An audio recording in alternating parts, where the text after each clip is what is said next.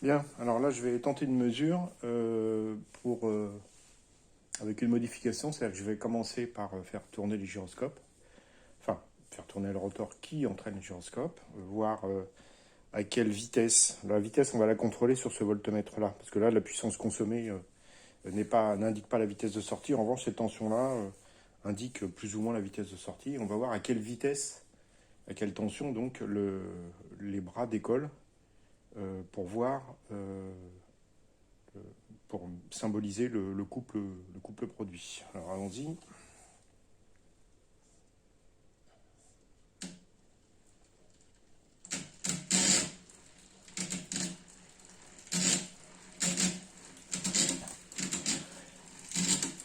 Alors j'ai toujours la même charge. Hein.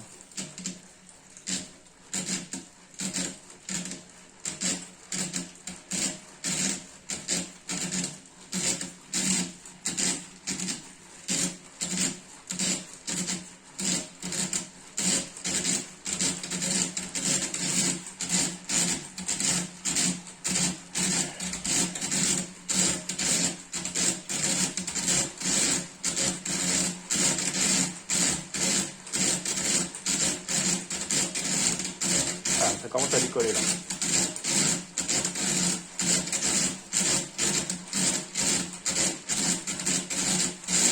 Voilà. Alors, on a décollé. On est à 2 volts.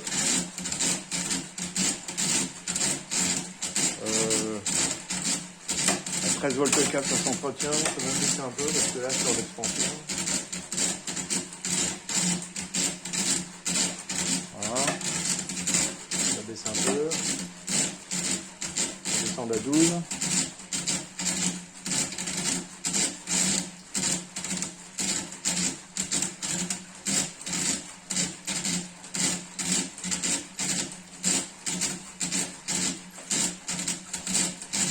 Bon, voilà. Donc, je pense que je peux descendre peut-être à 12,5.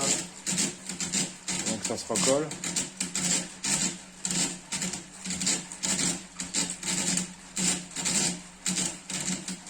Voilà, là c'est en train de retomber.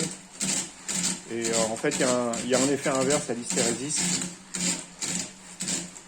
C'est qu'en fait, plus les bras s'expandent, évidemment, plus ils sont loin du centre et donc plus ils pèsent lourd, entre guillemets, relativement à la force centrifuge.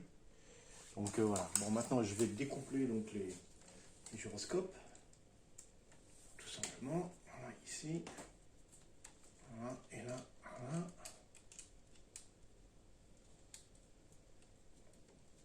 Voilà. C'est bon, ça ne tient plus.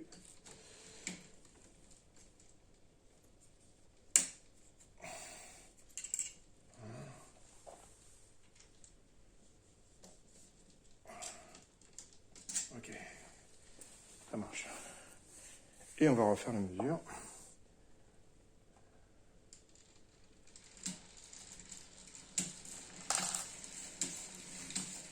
Donc là, les courroies se plaignent beaucoup moins, bien sûr.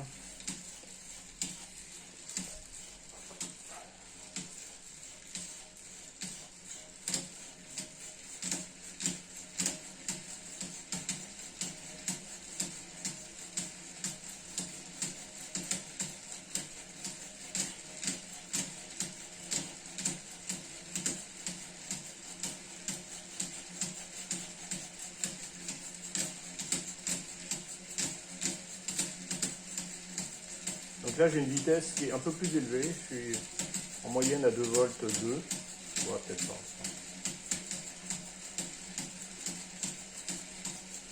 Ici, j'ai une vitesse moyenne qui est plus élevée. Ça n'a pas encore décollé.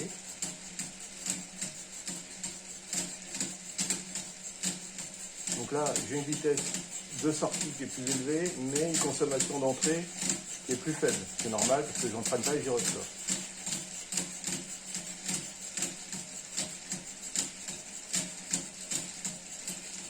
Ah, ça va décoller, je pense. Hein.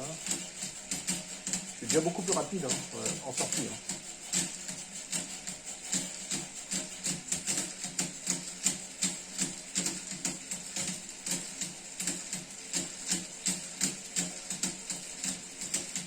Voilà.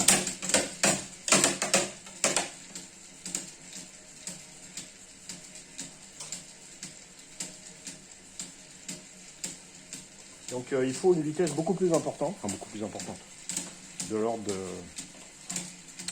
J'étais à 2 volts pour décoller tout à l'heure, et là il a fallu que je passe à 2,5, 2,6. Donc ça fait 40% de plus pour décoller. C'est-à-dire qu'en fait, a priori, l'effet gyroscopique s'additionne effectivement à l'effet de la force centrifuge, d'après l'observation. Alors après, évidemment, ça consomme beaucoup moins d'énergie, parce que je n'ai pas les gyroscopes à entraîner, avec toute la mécanique qui va bien. C'est beaucoup plus léger. Donc là, ça s'entretient avec une vingtaine de watts, alors que l'autre, il faut presque 30 watts pour que ça s'entretienne. Et donc là, je reste en suspension avec une vitesse plus faible, ce qui se comprend aussi, parce qu'en fait, il y a une hystérésis, en fait, c'est quand les bras s'éloignent du centre, évidemment, ils ont un effet centrifuge plus important. Voilà, donc je pense que là, on a fait la démonstration de l'ajout des gyroscopes.